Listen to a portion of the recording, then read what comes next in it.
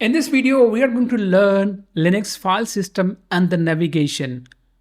If you're following this series, you know we have first two videos. The one was about how we have to set up and install the Linux and how we can practice it. And in the second video, we have learned about the basics of Linux. And this series is for the DevOps engineers who don't have the core concepts into the Linux. They can learn this series and they will be able to utilize the better DevOps concepts learning into their different projects. So now we are going to learn about Linux file system in the navigation, which is all about how we have to run the commands and how we can utilize it. We can use our playground, which is available. We don't need to install anything, but we can have to use our terminal as well. So if I'm on my terminal, and we can see that how we have to run some commands, and we know how the file system and the navigation work. So first of all, if I have to run the pwd, and what it will do, it will tell where I am. This is a path of the current directory. And if I have to list ls, and it will list down all the files under at this path. So similarly, if we have to see the hidden files as well, then we can add -a, so it will list down all the files. So this is a difference between ls and lsa -a. So next is, imagine we have to do few things. If I have to create a folder, because in the navigation we have to understand how we can move from one folder to another folder and how we can create the file as well.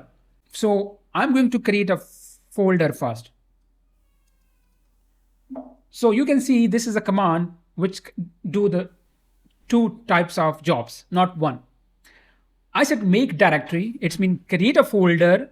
So in this command, we can see there is a -p, which itself going to create a folder. But if the parent directory is not available, then we have to give this tag, because whatever it will do, it will first of all create this parent directory and then it will create a folder there. So if I have to just click here and it has successfully run. So, but if what I do, if I say let's, and we change this folder name to project, and we try to do this, it will not work because the project directory is not available and we are going to create a folder there. It will not success. And the simple way is we have to create a folder first. If we have to create that folder, then we can run this command. This also work. So we have an independent folder that we created, that command we use. But if we have to create a structure and we have to create a multiple folders in one command, and if the parent directory is not exist, then we can use the p tag. So this was the first concept, how to create the directories. And the next is, if we have to imagine to create a file inside a directory, that how we have to do.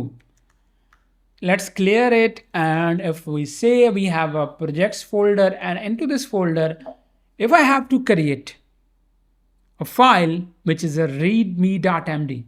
So we use command touch and it will create the file. Okay, so file is now created.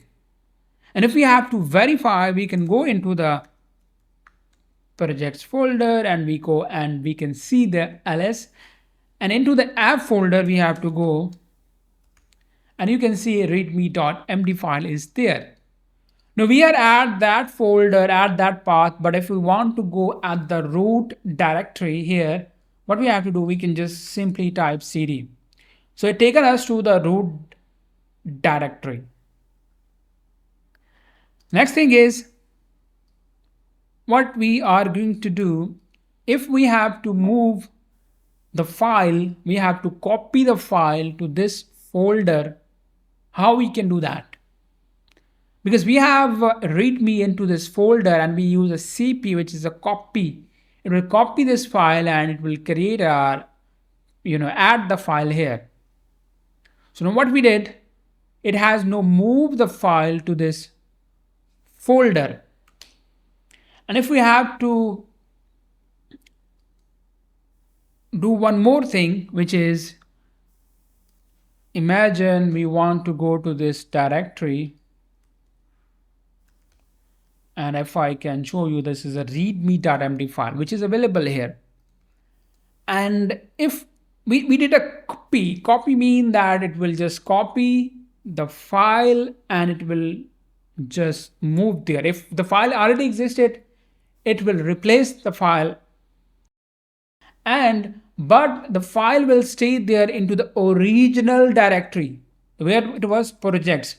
So we just make the copy. We have not permanently moved it. Imagine if I just show you the projects folder, so you can see the readme file is there, cd, and you can see the file was moved plus it was copied, content was copied. We have to go into the folder and you can see.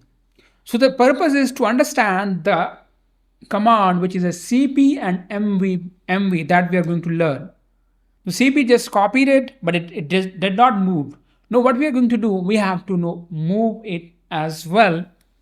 So for that, what we have to do, we have to create a new file and then we will move it and we will just see it.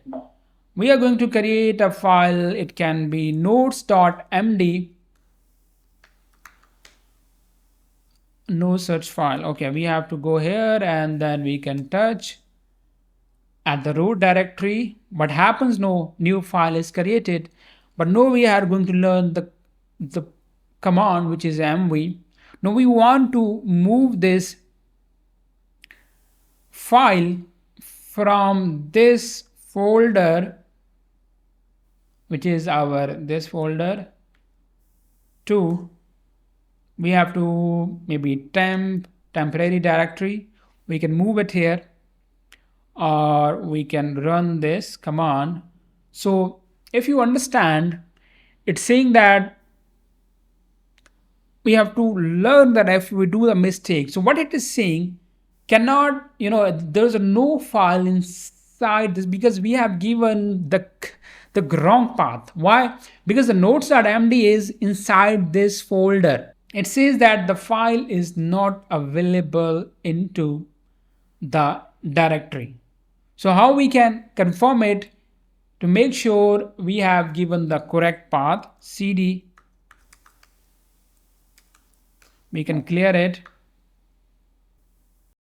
We have some mistakes in spellings.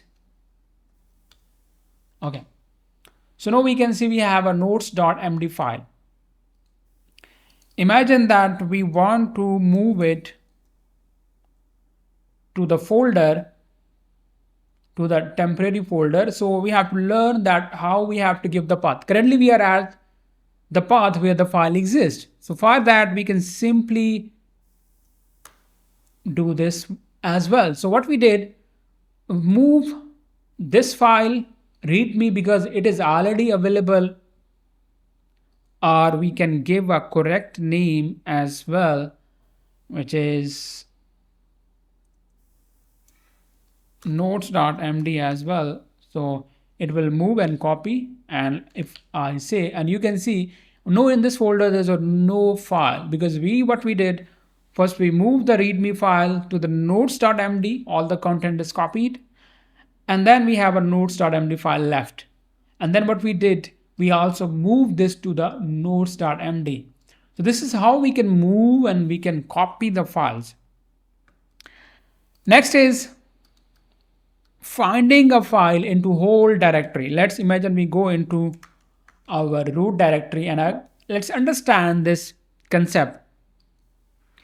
What does do for the find? It will search the whole disk for the log file. You can see the path, but the /, we have not mentioned anything. that in which particular folder we want to search. But if there's a just one /, it means that we want to search in the whole disk. What will be the file of the name of the file, which is a log.log, any file with the extension log. We have to find out the type that the file has to, we have to find in the whole disk when we run this command, and it will tell us we have added the head tag. So because we want first, if you count this, it will tell us first 10 to 11 records, and we can see if I just remove this head and we can add the tail here. And when we added this, you can see the name of the file coming from the tail. Yeah, the purpose is to just know that how we can use head and tail and how we can find the file. We are not going to make some complex, because as we move with the lessons, we will learn more complexities. So I'm just making sure that we don't go into the complexities. We have to keep it simple. Next command we are going to learn, which is find, and it will do what? It will find that what changed in the last day. If there's any change happened in the last day, it has to get. So now it is telling us that in this time duration, in the last day, these folders were changed.